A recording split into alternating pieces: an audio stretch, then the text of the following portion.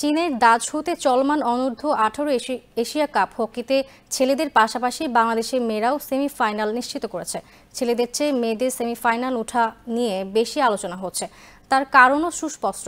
এই প্রতিযোগিতায় বাংলাদেশের মেয়েরা প্রথমবারের মতো খেলছে। প্রথম অংশগ্রহণে সেমিফাইনাল পর্যন্ত উঠে যাবে মেয়েরা, সেটা অনেকেই হয়তো ভাবেনি। গ্রুপ পর্বের শেষ ম্যাচে হংকংকে ৩-০ গোলে হারিয়ে শেষ 4-এ উঠে বাংলাদেশ অনূর্ধ্ব-18 নারী হকি দল। 3 ম্যাচে 2 জয়ে 6 পয়েন্ট নিয়ে সেমিফাইনালের টিকিট কেটেছে তারা। পুল এতে থাকা 4 দলের মধ্যে বাংলাদেশের অবস্থান এখন দ্বিতীয়। শীর্ষে রয়েছে জাপান, তাদের পয়েন্ট 9। এই টুর্নামেন্টে বাংলাদেশের মেয়েদের অভিষেক হয়েছিল জাপানের কাছে 11-0 গোলে হেরে। দ্বিতীয় ম্যাচে দারুণভাবে ঘুরে দাঁড়িয়েছিল উজবেকিস্তানকে 3-0 গোলে হারায় বাংলাদেশের মেয়েরা। এই জয়ে সেমিফাইনালের আশা টিকেছিল।